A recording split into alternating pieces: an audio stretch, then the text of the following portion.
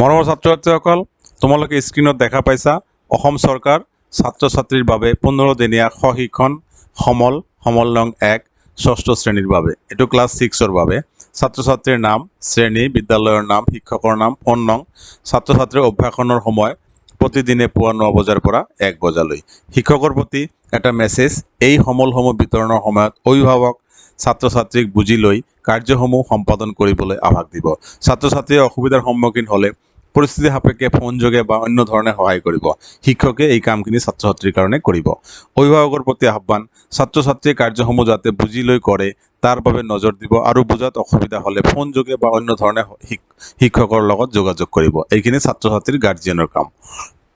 এই 15 দিনীয়া সশিক্ষণ সমল প্ৰস্তুতকৰ্তা ৰাজ্যিক শিক্ষা গৱেষণা আৰু প্ৰশিক্ষণ পৰিষদ অসম, কাহিলীপাৰা, গুৱাহাটী 19। সমগ্ৰ শিক্ষা অসমৰ সৌজন্যত। মৰমৰ ছাত্ৰ ছাত্ৰীসকল, আজিৰ ভিডিঅ'ত এই সশিক্ষণ সমলত ক্লাছ 6ৰ গণিত বিষয়ৰ প্ৰশ্নখিনিৰ উত্তৰ দিবলৈ চেষ্টা কৰিম। তোমালোকে ভিডিঅ'টো আৰম্ভণিৰ পৰা শেষলৈকে চাবা আৰু ভিডিঅ'টো ভাল পালে লাইক আৰু শ্বেয়াৰ কৰিবা। তোমালোকে যদি মোৰ ভিডিঅ'টোত নতুন বা চেনেলটোত নতুন তেনেহ'লে চেনেলটো ছাবস্ক্ৰাইব কৰিবা। মই ক্লাছ 6, 7, 8ৰ বিজ্ঞান আৰু গণিত বিষয়ৰ গোটেইখিনি প্ৰশ্নৰ উত্তৰ দিবলৈ চেষ্টা কৰিম। এতিয়া মই গণিত বিষয়ৰ প্ৰশ্নখিনি উলিওৱাৰ কাৰণে চেষ্টা কৰিছোঁ আৰু স্ক্ৰল ডাউন কৰিছোঁ। তোমালোকে ধৈৰ্য সহকাৰে ভিডিঅ'টো চাই থাকা। তোমালোকে দেখা পাইছা বিষয় গণিত পাঠ নং 14 পঞ্চম শ্ৰেণীৰ পুনৰ আলোচনা যোগ মাখৰ প্ৰয়োগ। যদিও আমি ক্লাছ 6ৰ অংক বিষয়ে আলোচনা কৰি আছোঁ, কিন্তু ক্লাছ 5ৰ অংকখিনি তোমালোকে শিকি আহিছা। এইখিনি এতিয়া মনত আছেনে নাই বা কি ধৰণে শিকি আহিছা তাৰে এটা পূৰ্বাভাসৰ কাৰণে আমি এই ক্লাছ 5ৰ 14 নং পাঠটোৰ পুনৰ আলোচনা কৰিবলৈ ইয়াতে চেষ্টা কৰা হৈছে।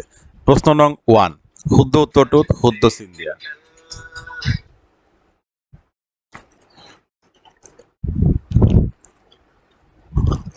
প্ৰশ্ন নং 1, শুদ্ধ উত্তৰটোত শুদ্ধ চিন দিয়া। 1 নং প্ৰশ্নত কৈছে 1ৰ 1 দৈৰ্ঘ্যৰ একক, এ নম্বৰত আছে মিটাৰ, বি নম্বৰত আছে কিলোগ্ৰাম, চি নম্বৰত আছে ছেকেণ্ড, ডি নম্বৰত আছে লিটাৰ। তো দৈৰ্ঘ্যৰ একক এ নম্বৰটো শুদ্ধ মিটাৰ। ঠিক আছে, তোমালোকে নোট ডাউন কৰি যাবা। 2 নম্বৰ প্ৰশ্নত কি কৈছে চোৱা, সময়ৰ একক, এ নম্বৰত আছে মিটাৰ, বি নম্বৰত আছে ছেকেণ্ড, চি নম্বৰত লিটাৰ, ডি নম্বৰত মিলিলিটাৰ। তো সময়ৰ একক বি নম্বৰটো শুদ্ধ ছেকেণ্ড। তোমালোকে নোট ডাউন কৰি যাবা। 3 নম্বৰ প্ৰশ্নত কি কৈছে চোৱা, ওজন জোখাৰ একক, এ নম্বৰত আছে কিলোগ্ৰাম, বি নম্বৰত আছে ঘণ্টা, চি নম্বৰত আছে লিটাৰ, ডি নম্বৰত আছে চেণ্টিমিটাৰ। তো ওজন জোখাৰ একক হৈছে এ নম্বৰ শুদ্ধ কিলোগ্ৰাম। এতিয়া 4 নম্বৰ প্ৰশ্নত কি কৈছে চোৱা, জুলীয়া পদাৰ্থ জুখিবলৈ ব্যৱহাৰ কৰা একক। জুলীয়া পদাৰ্থৰ জুখিবলৈ ব্যৱহাৰ কৰা এককটো কি? জুলীয়া পদাৰ্থ মানে পানীৰ নিচিনা যিবিলাক পদাৰ্থ আছে তাক জুলীয়া পদাৰ্থ বুলি কয়। এ নম্বৰত আছে কিলোগ্ৰাম, বি নম্বৰত আছে লিটাৰ, চি নম্বৰত আছে মিটাৰ, ডি নম্বৰত আছে মিনিট। তো জুলীয়া পদাৰ্থ জুখিবলৈ ব্যৱহাৰ কৰা এককটো হৈছে B number litre. Clear? Question number 5, 1 metre সমান সমান, এ নম্বৰত আছে 100 সেন্টিমিটাৰ, বি নম্বৰত আছে 10 সেন্টিমিটাৰ, চি নম্বৰত আছে 10 মিলিমিটাৰ, ডি নম্বৰত আছে 1 সেন্টিমিটাৰ। 1 মিটাৰ সমান সমান, এ নম্বৰটো শুদ্ধ 100 সেন্টিমিটাৰ।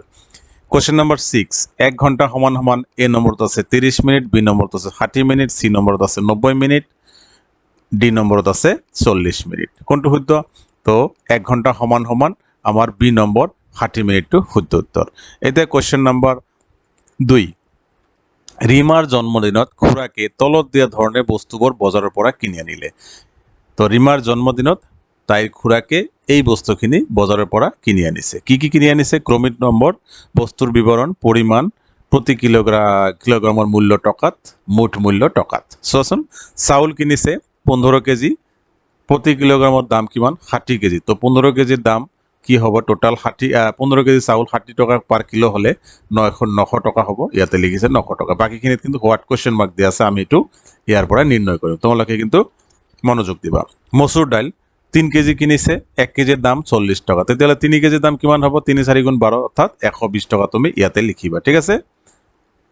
আলু কিনিছে 5 কেজি, 5 কেজি প্ৰতি কেজিত 20 টকাকে। তো 5 কেজিৰ দাম কিমান হ'ব? 100 টকা। তুমি ইয়াতে 100 টকা লিখিবা। ঠিক আছে? পিঁয়াজ কিনিছে 2 কেজি, প্ৰতি কেজিত 30 টকাকে।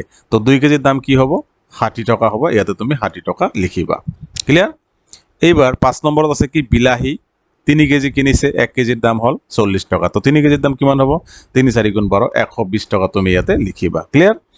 মাছ মাছ কিনিছে 12 কেজি 1 কেজির দাম 40 টাকা তো 12 কেজি মাছের দাম কিমান হ'ব 4 12 গুণ 48 মানে 480 টাকা তুমি ইয়াতে লিখিবা কেক আধা কেজি কিনিছে মানে 500 গ্রাম 1 কেজির দাম হল 1000 টাকা 1000 টাকা এতিয়া আধা কেজির দাম কিমান হ'ব 500 টাকা ইয়াতে লিখি দিছে কিন্তু বাকিবিলাক আকো দিয়া নাই জলকীয়া কিনিছে 250 গ্রাম 100 টাকা প্রতি কেজি তেতিয়াহ'লে 250 গ্রাম জলকীয়াৰ দাম কি হ'ব 25 টাকা হ'ব ইয়াতে তুমি 25 লিখিবা হালধি কিনিছে 200 গ্রাম 1 কেজি হালধিৰ দাম 160 টাকা তেতিয়াহ'লে 200 গ্ৰাম হালধিৰ দাম কি হ'ব 32 টাকা তুমি ইয়াতে 32 টাকা লিখিবা এতিয়া সর্বমোট কিমান টাকা হ'ব এইখিনি টাকা তুমি ইয়াতে লিখিবা এটো আমাৰ হৈ গল এইখিনি অধ্যয়ন কৰাৰ পিছত এই যে তালিকাটো আছে তালিকাটো অধ্যয়ন কৰাৰ পিছত আমি তলৰ কিছুমান প্ৰশ্নৰ উত্তৰ দিব লাগিব ইয়াতে কৈছে তালিকাখন সম্পূৰ্ণ কৰি তলৰ প্ৰশ্নসমূহৰ উত্তৰ দি সম্পূৰ্ণ কৰিবা যেনেকুৱা কিছুমানৰ দাম দিয়া আছে কিছুমানৰ দাম দিয়া নাই সেইখিনি দাম তুমি বহুৱাবা ইয়াতে মই কৈ দিছো এতিয়া এই নম্বৰত কি কৈছে তালিকাখনৰ ক্ৰমিক নং 1 পৰা 5 লৈকে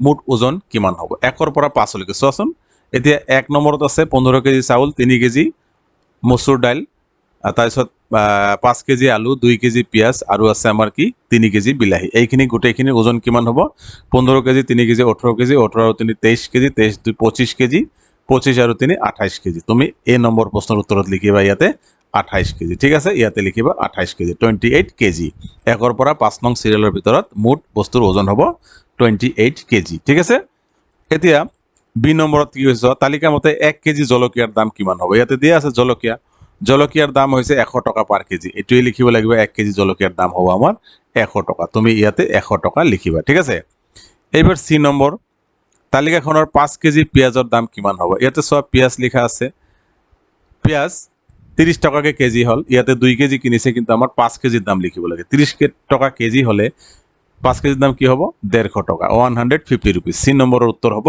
150 টাকা ইয়াতে তুমি 150 টাকা লিখিলে এটো হৈ যাব এতিয়া আমাৰ বাকি কিছুমান যোগ কৰো আহা ইয়াত কিছুমান প্ৰশ্নৰ উত্তৰ উদাহৰণ দিছে এই উদাহৰণখিনি কৰি পেলাই চাই পেলাই আমি বাকি কিছুমান প্ৰশ্নৰ উত্তৰ কৰিব লাগিব তোমালোকে ভিডিওটো চাই থাকা ভিডিওটো হয়তো দীঘলীয়া হৈ যাব পাৰে কিন্তু গোটেইখিনি প্ৰশ্নৰ উত্তৰ দিবলৈ মই চেষ্টা কৰিম